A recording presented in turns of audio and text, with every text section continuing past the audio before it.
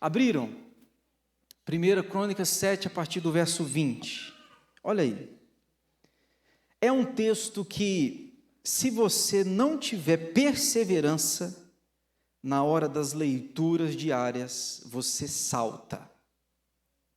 É um texto que a gente salta. Eu já saltei, perdi. Mas é um texto que fala muito sobre família e dos dilemas familiares.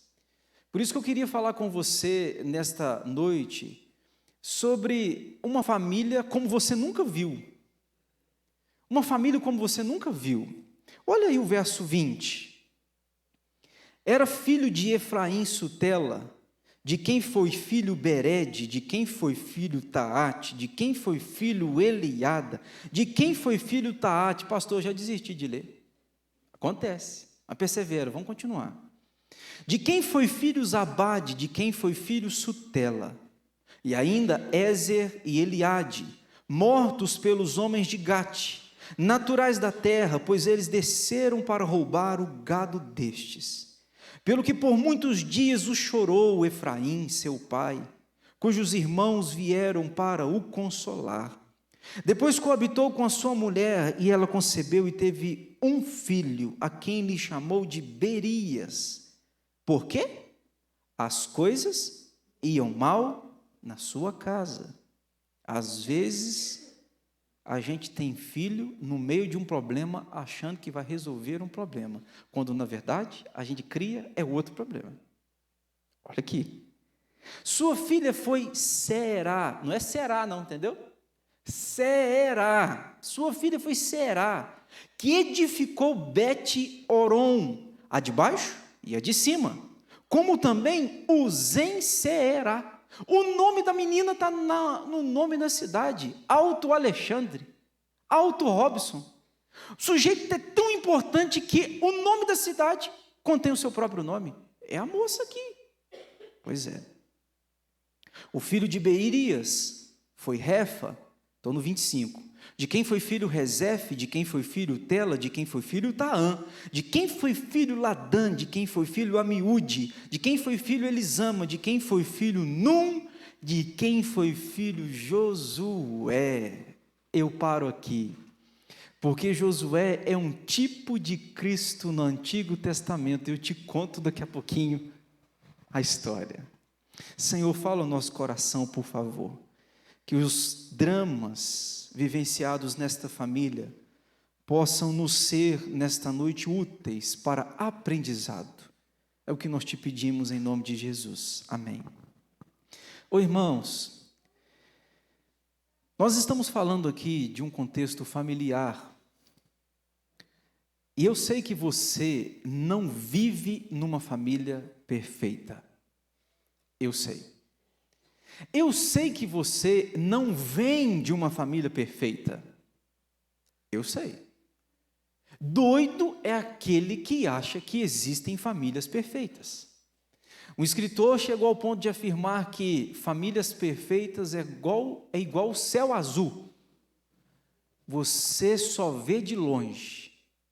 É só você se aproximar, você vê que a família não é perfeita. Que o céu não é azul, você sabe, né?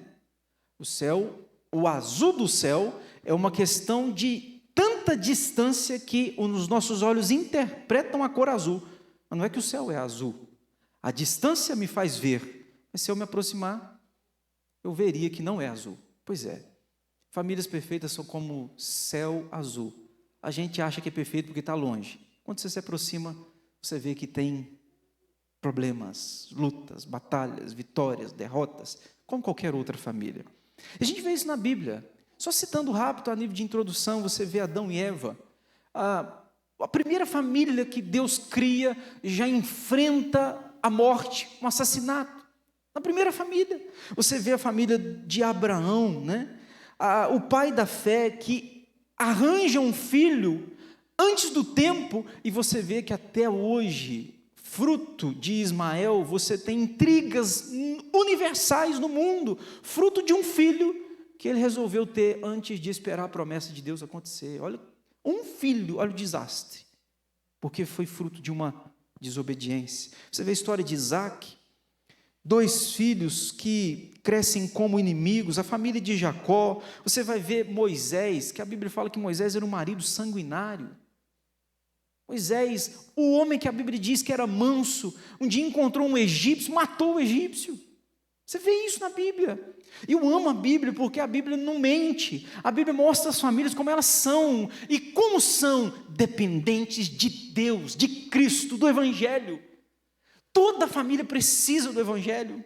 Não existem famílias perfeitas e autossuficientes. Nós precisamos do perfeito que é Cristo. Aí você pode olhar a família do profeta, do sacerdote Eli. Dois filhos, Rofini e Finéias. Dois filhos que a Bíblia fala que eram filhos de Belial. Filho do pastor da época, do crente. Mas é o pior exemplo. Você vê, por exemplo, a família de Davi, o homem segundo o coração de Deus. Meu Deus, que família complicada. Irmãos, situação de filho com pai, pai com filho, meu Deus. Você vê a família do rei Ezequias. Deus olhou para ele e falou: põe em ordem a tua casa, homem. Não pôs em ordem a casa dele, e você vai ver que por causa de ele não ter colocado em ordem a casa dele, vai culminar lá na frente, no cativeiro babilônico. Meu Deus, dramas familiares. Aqui nós estamos falando de Efraim. Vamos um contexto aqui histórico rapidão comigo. Você lembra, irmãos, que José foi filho de Jacó? E José teve dois filhos. Não dá para eu te contar toda a história, por causa do tempo. Mas José é aquele homem que foi vendido, né? E Deus reverte em graça aquilo que fizeram com ele. E José vai ter dois filhos. Vai ter o Manassés e o Efraim.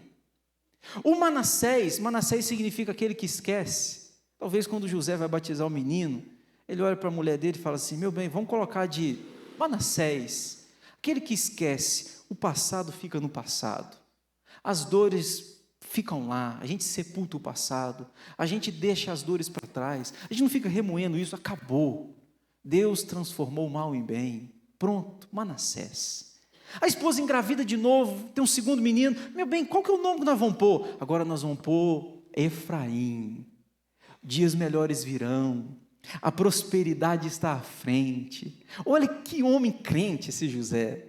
O primeiro menino é: passado fica no passado. Mas o segundo menino é: Deus tem grandes coisas para fazer no futuro. O Efraim. Pois é.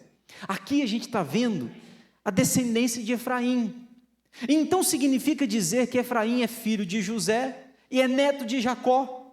Olha que família de crentes, família de homens de Deus. Você olha para a história dessa família, você fica impressionado. Meu Deus, vovô Jacó, papai José, precisa de mais alguma coisa? Olha o naipe da família. Pois é, mas você vai ver que Efraim vai ter dilemas na sua família, que às vezes são parecidos com os nossos dilemas. Eu separei aqui alguns aprendizados para a gente nessa noite. Primeiro aprendizado que eu queria destacar aqui para você é o seguinte: escute-me, põe na tela. Não existe família sem história e história sem família. O verso 20 me ensina isso. Efraim Sutela, de quem foi filho Bered, de quem foi filho Taate, de quem foi filho Eliada, de quem foi filho Taate. Sabe o que está me ensinando esse texto? Que toda família tem uma história, e toda história tem famílias. Pastor, por que o senhor está ensinando isso? Deixa eu te dizer uma coisa: você que é casal casado, ou você que pretende casar, não, quando você vai casar, você não está escrevendo um novo livro. Como se não houvesse história antes da sua união conjugal. Não, na verdade você está escrevendo uma nova página dentre tantas páginas que já existiam. Quando um homem e uma mulher se unem para formar uma família, são duas histórias lindas de vitórias e tragédias que estão se unindo. Às vezes eu me deparo com casais que dizem assim: pastor, é da família da minha esposa, o que eu tenho a ver com isso? E eu sempre digo: você tem tudo a ver com isso. É a união de duas histórias. Problemas do seu sogro e da sua sogra viram seus, e vice-versa.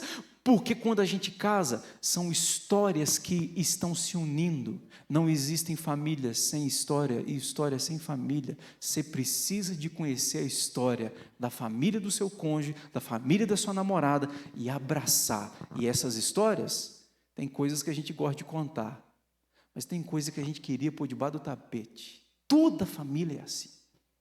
Jacó é o trapaceiro, é meu vô. Mas você lembra que ele enganou? Você lembra que a bênção era para Esaú? Pois é, o vovô fez isso. A gente queria esconder isso, mas não dá. A Bíblia contou para todo mundo.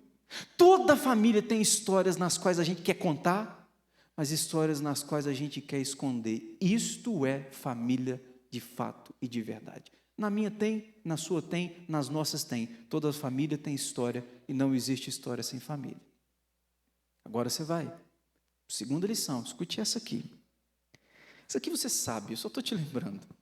Nem tudo na família sai da maneira que nós planejamos.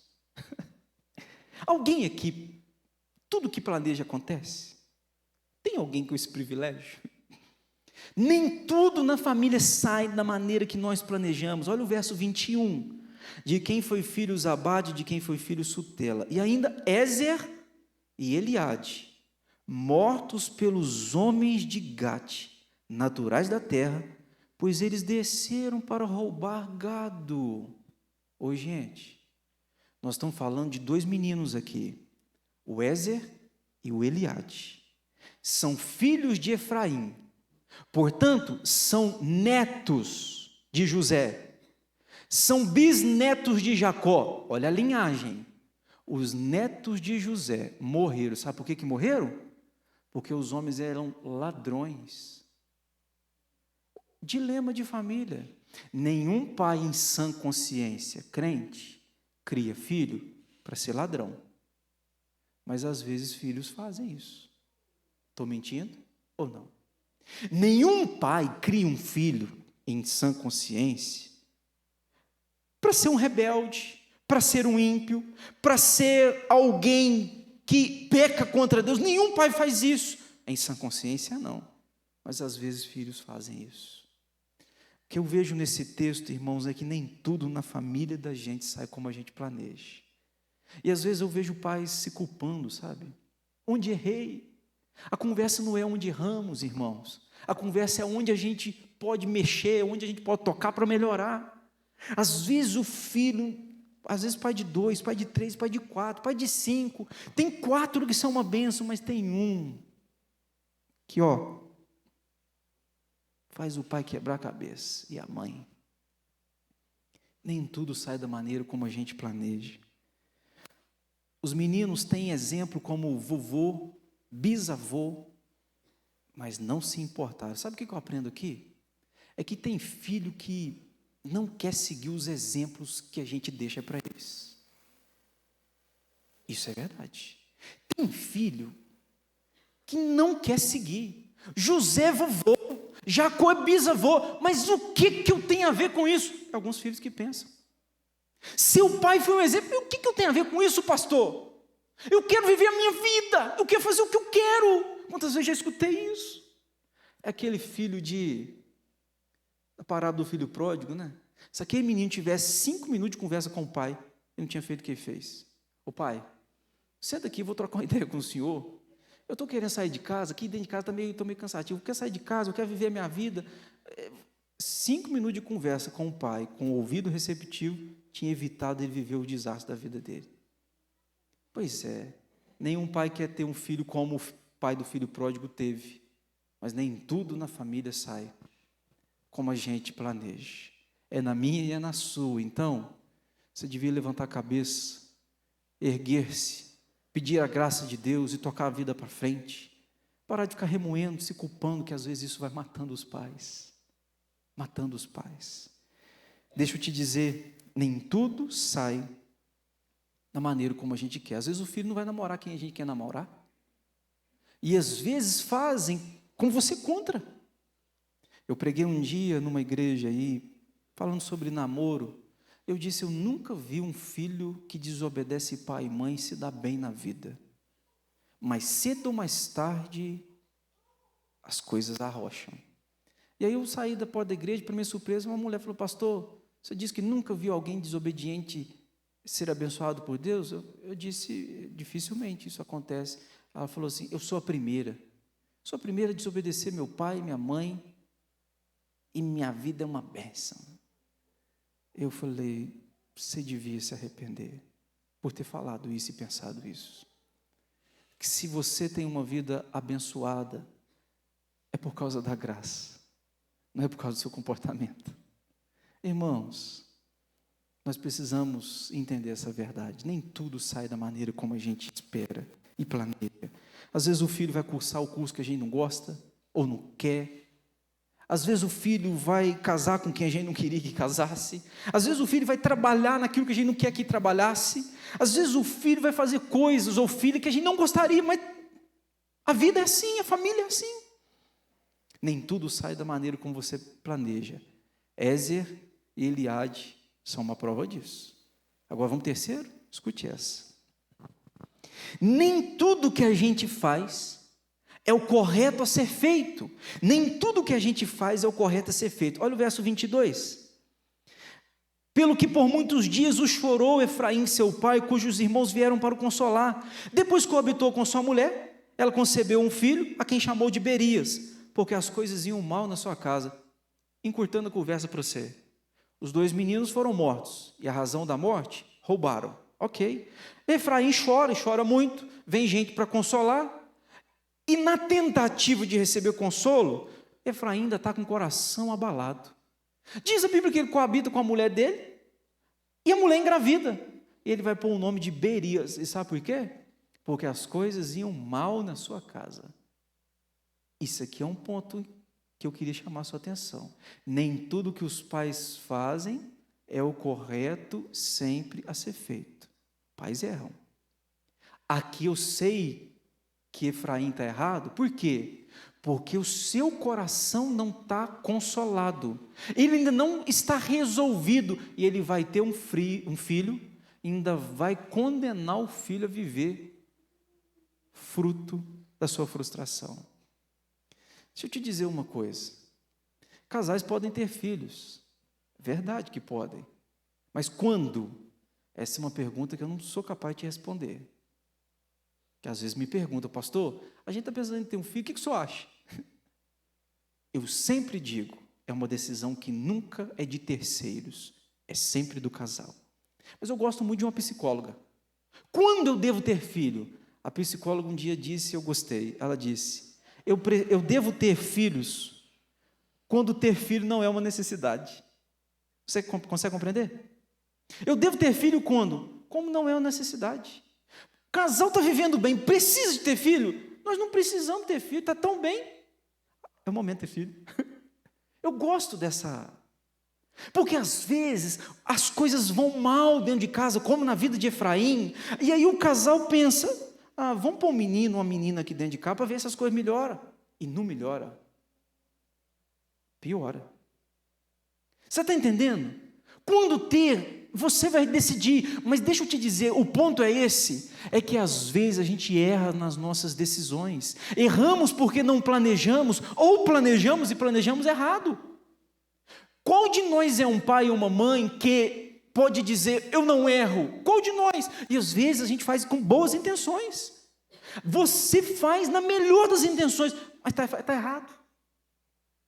Berias vai nascer, e Berias vai nascer num lar onde os seus pais estão machucados. O que Berias tem a ver com isso? Não tem nada a ver com isso. Mas o seu pai não tratou o coração, está jogando as dores sobre a vida de um filho. Eu lembro de Jabes, você lembra de Jabes na Bíblia?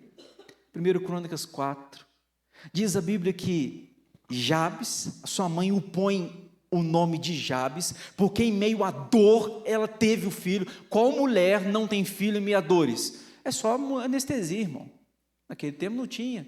Então, parto normal, óbvio que tem dor, mas ela teve dor, ela falou assim, não, porque eu senti dor, vou pôr o nome do meu filho de dor. Aí o Jabes chega na escola, qual que é o seu nome? Meu nome é Dor. Por que você chama Dor, rapaz? Eu chamo Dor porque minha mãe, quando foi me ter, teve dor, pôs meu nome de Dor. A mãe está condenando o filho a viver o resto da vida no meio das dores. Mas diz a Bíblia, eu amo, que Jabes orou ao Senhor e disse, Deus, alarga-me as fronteiras. E diz a Bíblia que ele foi o mais ilustre dos seus irmãos, porque ele orou.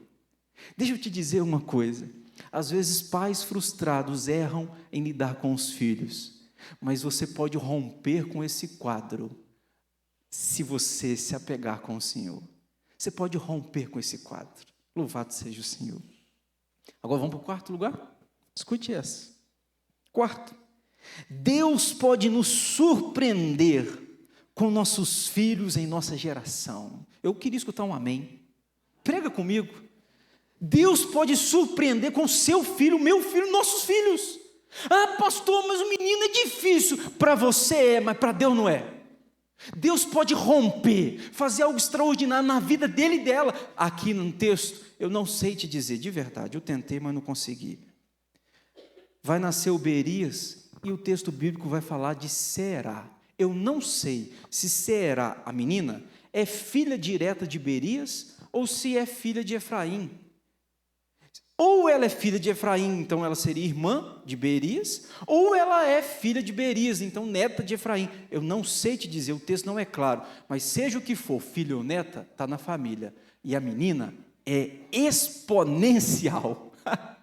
A menina é uma empreendedora. Gente, toda família tem isso, tem uns meninos que dá trabalho. Quem é pai de 2 ou mais sabe disso, que nem todos os filhos são iguais. Aliás, nenhum filho é igual. Nenhum filho é igual. Pois é, tem os 2 lá que morreram porque roubaram. Mas tem a menina, a moça que está empreendendo, construindo cidades. A menina está para frente, uma moça. Deixa eu te dizer, Deus pode surpreender você com seu filho, com seu neto. Coisas que você não imagina, Deus pode fazer. Quando eu olho para as crianças aqui, eu falo, Deus, aqui na frente, pode estar o futuro prefeito de Alto Caparol, que vai transformar essa cidade. Pode estar aqui um médico, e eu peço muito a Deus isso, pode estar um médico aqui, que vai descobrir a cura para o câncer. Deus pode, e pode ser o seu filho, a sua filha. Berias está dentro da nossa casa. Fruto de um problema emocional que gerei, pois é, mas Deus pode nos surpreender e mandar Será. Aqui eu tenho uma lição importante para te falar. Você que é pai de 2 ou mais, pode ter filho, vocês aí, pode ter mais. Não, está amarrado, alguns aí. Deixa os novinhos chegando agora, né? Tem uns novinhos aí, tá. Deixa eu te dizer uma coisa, você que tem filho 2 ou mais, cuidado com isso aqui, cuidado. Às vezes a gente dedica muita atenção aos filhos que têm problemas ou dão problema. E às vezes a gente esquece de Será. Aqui está sendo uma bênção. Realidade, eu vejo demais isso. O casal tem 4 filhos. Um dos filhos é o caos dentro de casa. É o filho que o pai não queria ter, mas está lá. Sabe o que os pais fazem? Fica o tempo todo, filho, está aqui. Menino, tem que resolver isso. Tem que ajudar. Toma um dinheirinho, paga essa conta que você fez. E o restante é Jabes ou Será que está prosperando, está construindo e fica abandonado. Isso é uma cultura brasileira. A gente tem uma cultura de investir em quem dá trabalho. E quem não dá, fica abandonado. Posso argumentar tentando te provar? Você vai para a escola. Nenhum de nós é bom em todas as disciplinas. Qual de nós aqui é bom em matemática, história, geografia, português, ciências? Qual de nós é bom em tudo? Nenhum de nós. Em determinadas áreas, a gente fica aqui, sendo empurrado. Eu, por exemplo, na escola, português. Meu Deus! Eu não sei como eu passei. Não sei. Mas passou. Aí o que o pai faz? Se for o meu caso, por exemplo, o menino tem dificuldade em português, sabe o que o pai faz? O problema dele, pastor, é português. Contrata um professor ou uma professora para fazer o quê? Para ensinar português. Mas o menino é bom em quê? Em matemática. Por que você não contrata um professor para dar um power na matemática? Porque ele bom é matemática. Mas a gente sempre tende a fazer isso, a pegar onde é ruim e ficar trabalhando onde é ruim.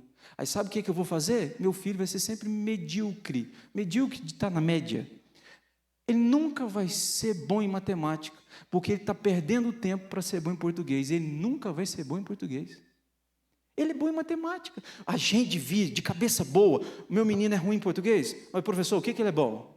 Ele é bom em ciência. Eu vou contratar professor. Ele vai ser top em ciências. Ele vai ser o melhor, porque é a área dele. Você está entendendo? Toda família é assim. Toda família tem aquele que é bom em determinadas áreas e aquele que dá trabalho. Às vezes a gente fica perdendo tempo demais em cima daquele que dá trabalho.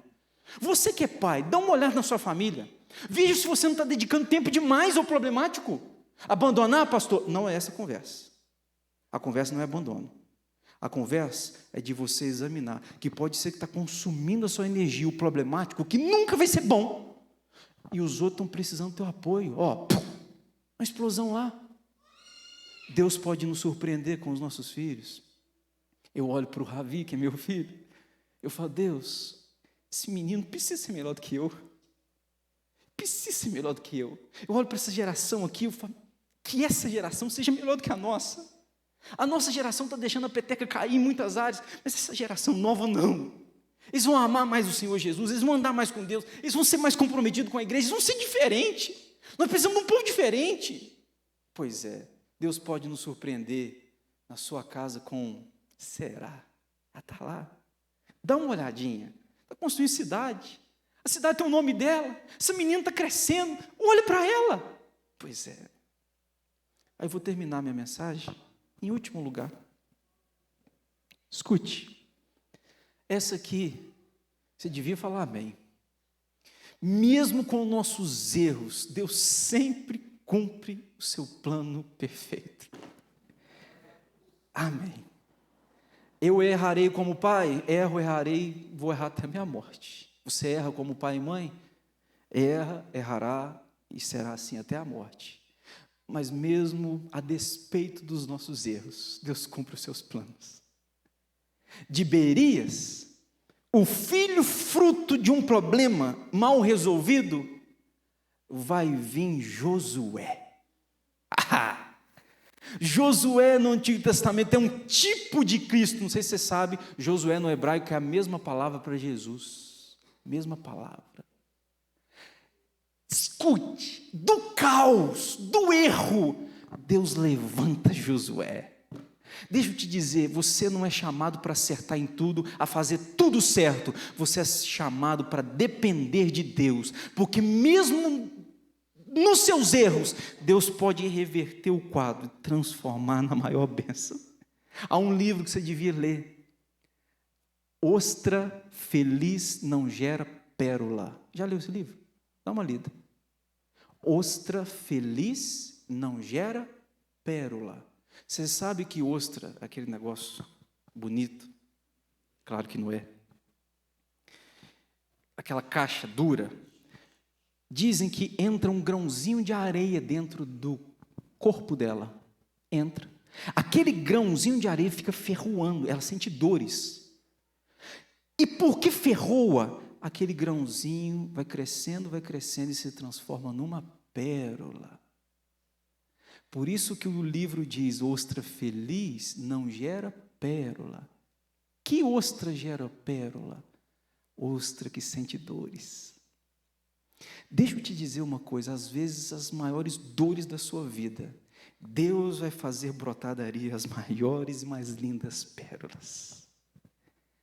Às vezes aquilo, pastor, eu errei e fiz errado, pois é, mas a despeito dos nossos erros, Deus cumpre a sua promessa, e Josué aparece. Nós não somos chamados a acertar tudo, nós somos chamados a depender daquele que sabe tudo.